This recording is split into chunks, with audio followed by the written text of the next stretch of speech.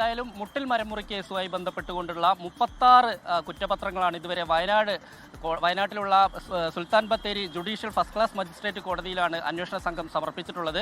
ഇതിൽ 41 കേസുകളാണ് പോലീസ് എടുത്തിട്ടുള്ളത്. ഇതെല്ലാം തന്നെ മരമുറി, അതുപോലെ തന്നെ ഗൂഢാലോചനയുടെ ഭാഗം, ഒപ്പം തന്നെ ആളുകളെ ഭീഷണിപ്പെടുത്തി കബളിപ്പിക്കൽ ഉൾപ്പെടെയുള്ള വകുപ്പുകളാണ് ഇതിനകത്ത് ചുമത്തിയിട്ടുള്ളത്. ഇതിൽ 36 കേസിലും ഈ മുഖ്യപ്രതികളായുള്ളത് ആൻഡോ അഗസ്റ്റിൻ, റോജി അഗസ്റ്റിൻ, ജോസുകുട്ടി അഗസ്റ്റിൻ എന്നിവരാണ്. ബാക്കിയുള്ള 5 കേസുകളിലാണ് കുറ്റപത്രം ഇനി സമർപ്പിക്കാനുള്ളത്. പക്ഷേ ഈ 5 കേസുകളിൽ ഇവർ പ്രതികളല്ല.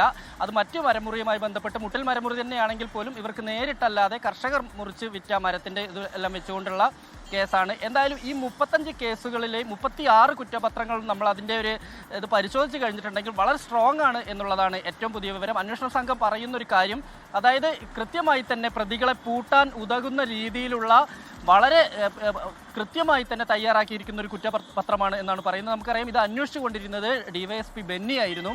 ബെന്നി ഈ കേസ് അന്വേഷിക്കുകയും മുന്നോട്ട് പോവുകയും ചെയ്യുന്നതിനിടയിലാണ് മലപ്പുറത്ത് 2 കേസുകളിൽ ബെന്നിയെ പ്രതിയാക്കാൻ ഈ സംഘം നീക്കം നടത്തി. അത് ബെന്നി തന്നെ സമ്മതിക്കുന്ന കാര്യമാണ്. അതിൽ ഒന്ന് തിരൂരിൽ നടന്നിരിക്കുന്ന ഒരു കസ്റ്റഡി കൊലപാതകവുമായി ബന്ധപ്പെട്ട വിഷയത്തിൽ ബെന്നിക്ക് പങ്കുണ്ട് എന്ന് വരുത്തി തീർക്കാൻ ഒരു ശ്രമം നടന്നു.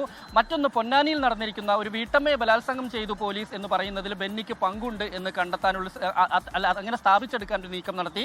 ഇതെല്ലാം തന്നെ പൊളിഞ്ഞു. പക്ഷേ ബെന്നി ഇപ്പോൾ കോഴിക്കോടാണുള്ളത്. കോഴിക്കോട് പേരാമ്പ്ര സ്വദേശിയാണ് അദ്ദേഹം ഈ കേസിൽ തുടക്കം മുതൽ തന്നെ വളരെ കൃത്യമായ അന്വേഷണവുമായി മുന്നോട്ട് പോയതാണ്. യാതൊരു വിധത്തിലുള്ള സമ്മർദ്ദത്തിനും വഴങ്ങാതെ മുന്നോട്ട് പോയതിൻ്റെ ഒരു ഫലം കൂടിയാണ് യഥാർത്ഥത്തിൽ ഇത്തരത്തിൽ ഈ 36 കുറ്റപത്രങ്ങൾ സമർപ്പിക്കാൻ കഴിഞ്ഞിട്ടുള്ളത്. എന്തായാലും ഇതിൽ നമുക്കറിയാം, ഇതിൽ ആദ്യം ഇതിൻ്റെ അന്വേഷണ ഉദ്യോഗസ്ഥനായിരുന്നത് മറ്റാളായിരുന്നു. പിന്നെ ബെന്നിയിലേക്ക് എത്തും. ബെന്നിയുടെ മുകളിൽ ഇത് കൃത്യമായി മോണിറ്ററിംഗ് ചെയ്തിരുന്നത് ADGP ശ്രീജിത്ത് ആയിരുന്നു. ശ്രീജിത്ത് പിന്നീട് ട്രാൻസ്പോർട്ട് കമ്മീഷണറായി പോയ സമയത്ത് ഇതിൻ്റെ അന്വേഷണം എവിടെയും എത്തിയില്ല. തുടർന്ന് അങ്ങോട്ട് അന്വേഷിച്ച് മുന്നോട്ട് പോകാൻ കഴിഞ്ഞില്ല. പക്ഷേ ബെന്നി സ്വന്തം റിസ്കിൽ തന്നെ അദ്ദേഹം ഇതുമായി മുന്നോട്ട് പോവുകയായിരുന്നു. നമുക്കറിയാം, 2020 ഈ സംഭവം നടക്കുന്നത്.